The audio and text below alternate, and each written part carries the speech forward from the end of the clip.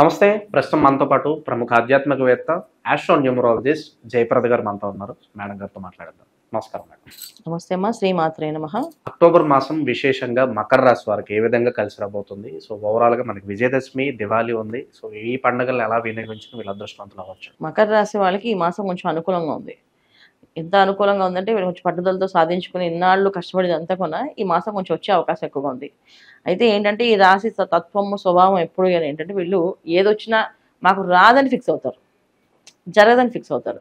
ఆ రాదు జరగదని ఫిక్స్ అయినప్పుడు మైండ్ మనం ఎప్పుడు ఏం చెప్తాం అది యాక్సెప్ట్ చేయకపోతే అది ముందుకు వెళ్ళదు, అక్కడ ఆగిపోతుంది.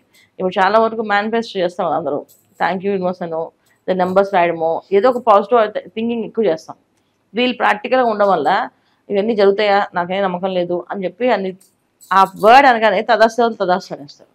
అందుకని కొంచెం పాజిటివ్గా ఈ మంత్ వీళ్ళు ఉండగలిగితే చాలా లాభాలు ఉన్నాయి. ఏ లాభాలు ఉన్నాయి వీళ్ళకంటే వివాహాలు అయ్యే యోగం ఉంది, తర్వాత వీళ్ళు వ్యాపారాలు అభివృద్ధి అయ్యే అవకాశం ఉంది, కొత్త ఉద్యోగాలు వచ్చే అవకాశం ఉంది, సంతానం ఒక అభివృద్ధి ఉంది, తర్వాత వీళ్ళకి శుభకార్యాలు జరిగే అవకాశం ఉంది, శుభకార్యాలు చేసే అవకాశం ఉంది, శుభకార్యాలు జరిగే అవకాశం ఉంది, శుభకార్యాలకు వెళ్ళే అవకాశం ఉంది. ఇన్ని అవకాశాలు వీళ్ళకి ఉన్నాయి ఈ మాసంలో. అయితే ఇవన్నీ కూడా వీళ్ళు ఏంటంటే మాటతో పోగొట్టుకుంటారు. ఎందుకంటే ద్వితీయ స్థానంలో రాహు వీళ్ళకి. ఈ ద్వితీయ స్థానంలో రాహు ఉండడం వల్ల ఏంటంటే ఒక మాయ, తెలియని ఒక మైకము, తెలియకుండానే ఒక రకమైన పద్ధతిలో మాట్లాడటము, ఎప్పుడు అలా మాట్లాడరు కానీ మాట్లాడుతుంటారు. ఈ రాహు ఒక ఎఫెక్ట్ ఎక్కువగా ఉంటుంది వాళ్ళకి. దీనివల్ల ఏంటంటే కొంచెం జాగ్రత్తగా ఉండి కాదు ఇలా కాదు అని చెప్పి కొంచెం ఆలోచించుకొని ముందుకు వెళ్తే కనుక కొంచెం మంచి ఫలితాలే. ఎందుకంటే వీళ్ళకి 9th హౌస్లో రవి వల్ల వీళ్ళకి అంత యోగ్యమైంది కాదు. శుక్రుడు ఉన్నాడు, శుక్రుడు వల్ల యోగం ఉంటుంది. శుక్రుడు వల్ల యోగమైంది ఏంటంటే వివాహాలు అయ్యే అవకాశం ఉంటుంది, తల్లిదండ్రుల నుంచి మంచి సత్సంబంధాలు పెరిగే అవకాశం ఉంటుంది. ఇంతకుముందు తల్లిదండ్రుల మధ్యన ఏదైనా అవగాహన అంటే వాళ్ళకి ఏదైనా మనస్పర్ధలు వచ్చి కాస్త ఏదైనా గొడవలు ఉన్నా ఆ సద్మనకి కొంచెం ముందుకు వెళ్ళే అవకాశం ఉంటుంది. ఆస్తి రావడం కానీ, వాళ్ళ తరఫు నుంచి సంబంధాలు రావడం కానీ, వాళ్ళు చూపించిన అమ్మాయిని చేసుకోవడం కానీ, లేదా వాళ్ళు చూపించిన అబ్బాయిని చేసుకోవడం కానీ ఇవి జరుగుతాయి. కానీ ఇక్కడ రవి ఉండడం వల్లే కాస్త ఏంటంటే అనారోగ్య సమస్య అనేది వాళ్ళకు ఉండొచ్చు, లేకపోతే తల్లిదండ్రులకి ఇబ్బంది పెట్టే అవకాశం ఉండొచ్చు, తల్లిదండ్రుల వల్ల ఏదైనా వీళ్ళు కష్టపడే అవకాశం కూడా ఉంటుంది. ఇది కూడా కొంచెం అంత మిశ్రమ ఫలితాలు. మనం చెప్పేవన్నీ కూడా గోచార ఫలితాలు. ఇక్కడ ఈ రవి ఇలా ఉండడం వల్ల జరుగుతుంది అని చెప్తే అది ఖచ్చితంగా జరుగుతుందని నమ్మకం ఏం లేదు. అక్కడ ఏంటంటే వాళ్ళ జాతకంలో అలాంటి యోగాలు ఏమైనా ఉన్నాయా, ఆ యోగం ఆ దశ అంతర్దశలు మ్యాచ్ అవుతున్నాయా, ఈ దశ అంతర్దశ మ్యాచ్ అయినప్పుడు మాత్రమే ఇవి జరుగుతాయి. అవి చేయనప్పుడు మాత్రం ఇవి జరగవు. అందుకని ఏంటంటే సో 9th హౌస్లో రవి శుక్రులు కలిసి ఉండడం వల్ల వీళ్ళకి ఒక మంచి యోగము, ఒకంత ఇబ్బంది పెట్టే అవకాశం ఉంది. ఇంకొకటి ఏంటంటే అష్టమ స్థానం వీళ్ళకి దశమ స్థానంలో బుధ కుజుడు. ఈ బుధ కుజులు ఎప్పుడు కూడా వ్యాపార అభివృద్ధికి, వ్యాపారంలో తెలియకుండానే వీళ్ళు చాలా గట్టిగా కటువుగా మాట్లాడే అవకాశము ఇవన్నీ కూడా వచ్చే అవకాశం ఉంటుంది. బుధ కుజుడు కలిసే కనుక ఇంతకుముందు చాలా సాఫ్ట్గా చెప్పేవాళ్ళు కొంచెం అగ్రెసివ్గా చెప్పే అవకాశం ఎక్కువగా ఉంటుంది. ఎంత అగ్రెసివ్గా ఉంటారంటే అసలు మనమే ఆశ్చర్యపోతాం అన్నమాట, వీళ్ళు ఇంత గట్టిగా మాట్లాడుతున్నారు ఏంటని చెప్పేసి. ఆ రకమైన మాటలు, ఆ మాటలో అర్థము, ఈ రెండు కూడా కలిసి వస్తాయి వీళ్ళకి. అయితే ఏంటంటే ఎంత కలిసి వచ్చినా కాస్త కొట్లాట వచ్చే అవకాశం ఉంది, బంధువులతో కాస్తంత మనస్పర్ధలు వచ్చే అవకాశం ఉంది, స్నేహితులతో మనస్పర్ధలు వచ్చే అవకాశం ఉంది. ఇది కొంచెం జాగ్రత్తగా మాట్లాడడం, వీళ్ళతో అంత గట్టిగా మాట్లాడకూడదు, సాఫ్ట్గా మాట్లాడాలి అన్న ఆలోచన శక్తి వీళ్ళకు ఉండాలి కంపల్సరీగా. ఏ మాయలో పడకుండా ముందుకు వెళ్తేనే మకర రాశి వాళ్ళు ఈ మాసంలో మంచి ఫలితాలే. అన్ని రాశుల కంటే కొంచెం ఈ రాశి కొంచెం బ్రహ్మాండమైన ఫలితాలు తెచ్చుకుంటున్నారు, బాగుంటుంది కదా. వీళ్ళకి సప్తమ స్థానంలో గురువు రావడంతో కొంత గురుబలంగా పెరుగుతుంది వీళ్ళకి. ఇప్పుడు అక్టోబర్ 18వ తారీఖు నుంచి గురువు మారినప్పుడు కాస్తంత ఉన్నత ఉద్యోగాలు, పదవులు, ఏమైనా అనుకున్న పనులు అవ్వడము, కోరికలు తీరడము ఇవన్నీ కూడా జరిగే అవకాశం ఎక్కువగా ఉంది.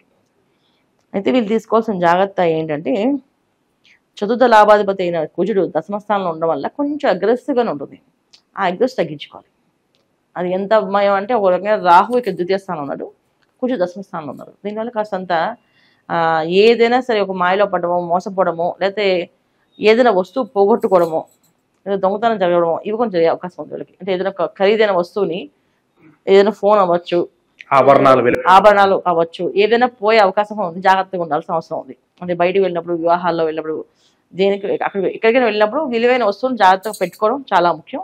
ఎందుకంటే ఈ మాసంలో వీళ్ళకి చోర భయం అనేది ఉంది, చోర జరుగుతుందనే ఉంది. అంటే ఖచ్చితంగా జరిగే అవకాశం ఉంటుంది. అది ఏవైనా అవ్వచ్చు, డబ్బులు అవ్వచ్చు, బంగారం అవ్వచ్చు, వస్తువులు అవ్వచ్చు, ఇవి జరిగే అవకాశం ఉంది. కనుక ఉన్న విలువైన వస్తువులను జాగ్రత్త చూసుకోవడం ముఖ్యం. రెండోది ఏంటంటే మనస్పర్ధలు వచ్చే అవకాశం బంధువులతో ఎక్కువగా ఉంది. మన వాళ్ళు అనుకున్నప్పుడు కాస్తంత అణిగి కాస్త వాళ్ళ దగ్గర సాఫ్ట్గా వెళ్ళిపోతే అది ప్రమాదాలు వచ్చే అవకాశం ఉండదు. లేదు అంటే కాసంత ప్రమాదం ఎక్కువగా కొంచెం అగ్రెసివ్గానే ఉంటుంది. ఇప్పుడు నేను చెప్పేది చాలా సింపుల్గా చెప్తున్నా, కానీ అది చిన్న మాట అన్నందుకు పెద్ద గొడవ, అది పెద్ద కుటుంబం విడిపోయేంత అవకాశం ఉండే అవకాశం ఉంది. అందుకని జాగ్రత్తగా ఉండాల్సిన అవసరం ఉంది. రెండోది వీళ్ళు చేసుకోవాల్సిన మెయిన్ నిర్ణయం అంటే గవర్నమెంట్ సంబంధించిన పన్నులు కానీ, గవర్నమెంట్ సంబంధించిన విశేషాల్లో కానీ, వ్యాపారాల్లో కానీ కాసంత ఆలోచించి కొంచెం జాగ్రత్తగా టెండర్స్ వేయడం కానీ, తీసుకోవడం కానీ జాగ్రత్తగా ఉండాలి. ట్రేడింగ్ బిజినెస్లో ఎవరైతే ఉన్నారో వాళ్ళకి కాసంత ఇబ్బంది పెట్టే అవకాశం ఉంది, కొంచెం గడ్డు కాలం అనుకోవచ్చు. సో జాగ్రత్తగా తీసుకుంటే కొంచెం ఆలోచన ధోరణి కానీ, ఆలోచించే విషయాల్లో కానీ 1% ఆలోచించి నిర్ణయం తీసుకుంటే కనుక మంచి ఫలితాలు ఉన్నాయి.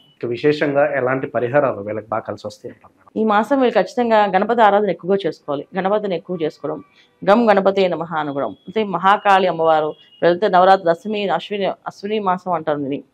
అంటే మనం మాసం ప్రారంభ మాసం అనుకుంటాం. సో సంవత్సరం ప్రారంభ సంవత్సరం అనుకుంటాం. ఎందుకంటే అశ్విని నక్షత్రంతో మొదటి నక్షత్రంతో ప్రారంభం అవుతుంది ఆశ్వీజ మాసం. సో వీళ్ళు మహాకాళిని, కాళికాదేవిని పూజించడం కానీ, లేకపోతే గణపతిని పూజించడం కానీ చేస్తాం వల్ల మంచి ఫలితాలు ఉంటాయి.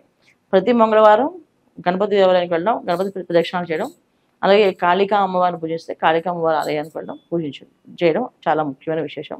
రెండోది ఏంటంటే వీళ్ళు గోసేవ ఎక్కువగా, ఈ మాసం గోసేవ ఎక్కువ చేయడం వల్ల మంచి ఫలితాలు ఉన్నాయి. వాళ్ళకి మనం చెప్పుకోవాల్సిన విషయాలు ఏంటంటే పర్సనల్ జాతకాలకు సంబంధించింది కాదు, ఈ గోచార ఫలితాల్లో వచ్చే ఫలితాలు ఏవైతే ఉన్నాయో మనం చెప్పాం. అయితే పర్సనల్ జాతకంలో వాళ్ళకి దశ అంతర్దశలు యోగించినట్టయితే ఇవి ఆడి మంచి ఫలితాలు ఉంటాయి, ఇంకా సత్ఫలితాలు ఉంటాయి. చెప్పారు కదా మాకు అలా కాక మాకు ఇలా జరిగాయని చెప్తాను చెప్పి. లేదంటే దశలు కూడా బాగాలేవనుకోండి, ఇది కాస్త ఇబ్బంది పెట్టే అవకాశం ఎక్కువగా ఉంటుంది. ఏమీ జరగలేదు మాకు అనిపిస్తుంది. చాలా మంది అంటారు, కామెంట్లు అనుకుంటారు, మాకేం జరగట్లేదు ఏంటంటే మీరు చెప్పినవి ఏమని. మ్యాచ్ అవ్వడానికి కారణం ఏంటంటే ఇది మొత్తం కోటాది కోట్ల ఉన్న మనుషుల్లో ఉన్న జాతకం ఇది. అయితే మన పర్సనల్ జాతకం అన్నప్పటికీ మన లగ్నము నక్షత్రాలు బట్టి ఉంటుంది ఏ విషయమైనా.